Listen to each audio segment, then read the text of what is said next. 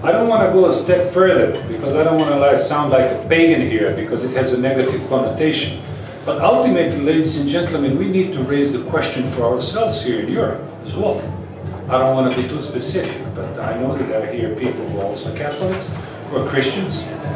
And now let's face it, you know, Jesus Christ and the first apostles and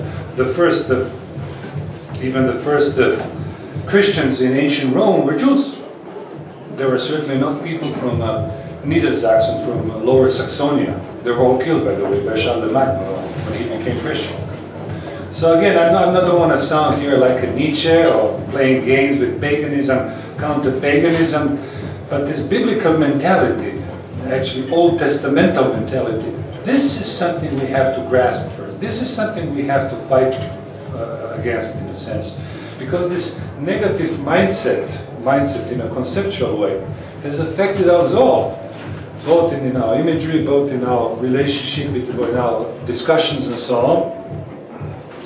And this actually prevents the sound relationship that we can have towards Jews, or for that matter, it prevents America of having a sound policy towards the rest of the world. Again, this is a very heavy topic, and I don't want to tire you too much. If you're too tired, I'm going to wrap up, but if you allow me, I can still go on for 5 minutes, if that's okay with you. Having said that, I would like to make, of course, a conclusion. It's very wrong, of course, it's false to assume that America is a sort of a monolithic, homogeneous country in this type of a reasoning. There are places, there are some intellectuals, there are parts of their history that we are not quite familiar with, and which I'm also discovering on a daily basis. Believe it or not, I will just make a little digression. I read recently the book by a great French guy, Maurice Bardèche, Sparte les Sudistes, Spartan the Southerners. And there was a passage, and he didn't develop it very much. Guess what Bardèche said?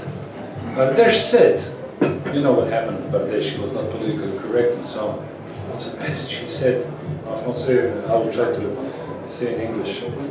The worst part of our modernity was the catastrophe of antebellum South, of the Southern Confederate States.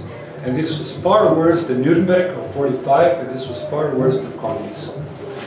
And then he explains the mentality of the South, and I happen to be quite familiar even with their literature and poetry in the South.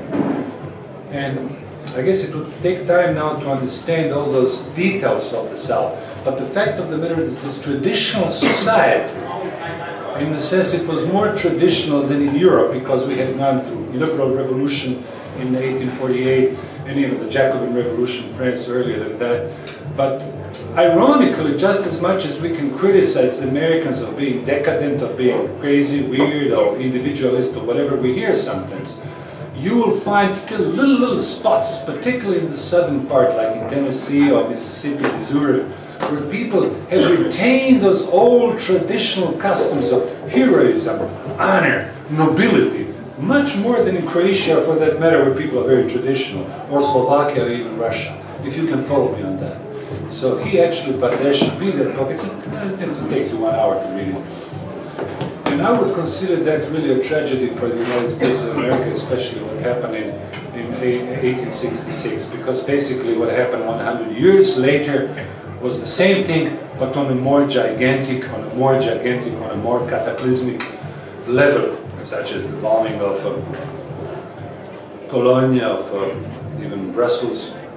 And I frequently wonder when I talk with my friends in America, I wonder what was going on through the mind of all those young Christian boys, biblical boys, flying over the Rhine River, exactly, what was that? Now it's the anniversary, 45, and where they were just dropping bombs, you know, bam, bam, bam. Millions of people. We are talking about the same people, the same gene pool, so to speak, and yet they were, in the name of this biblical, in this biblical message of improving the world, Weltverbesserer, as the Germans say, many people died in the process. We're talking about millions and millions of people.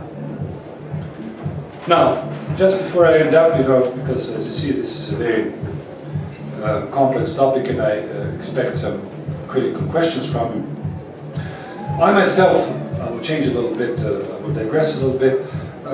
It seems to me that I heard stories like the acts of Berlin, Paris, Paris, and Moscow, and we hear about our unity from, we hear talking about, somebody mentioned, from Vladivostok to Sevilla.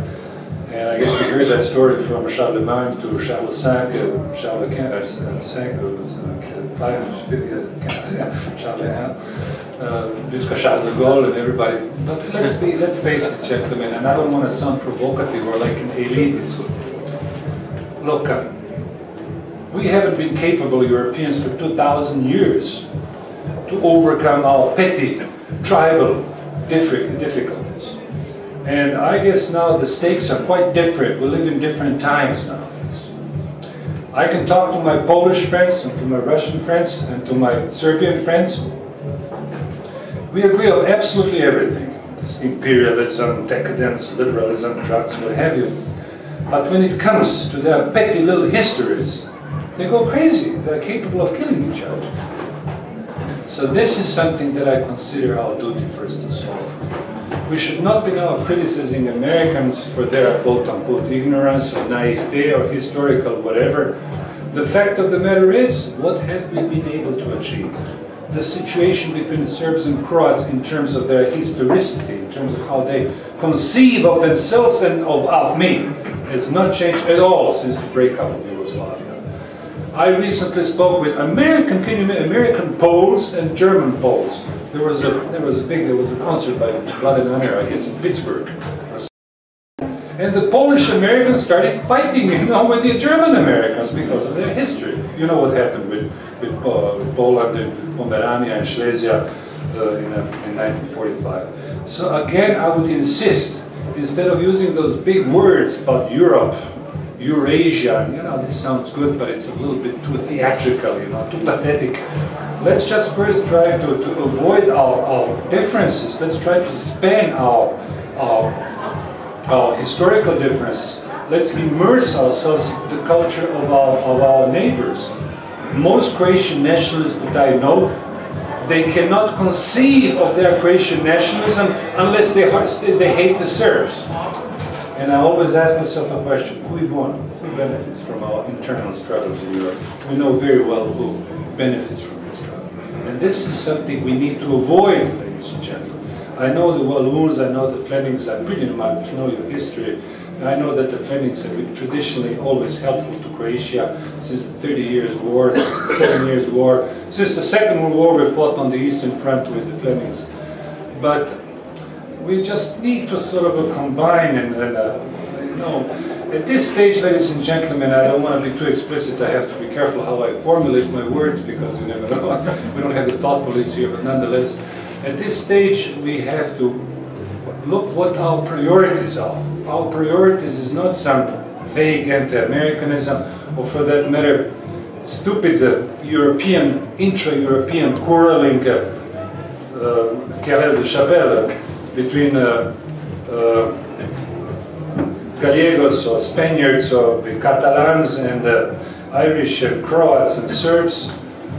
Our priority, ladies and gentlemen, remains our survival, our gene pool, if you wish, our in-group, to put it academically, to put it less academically, our race.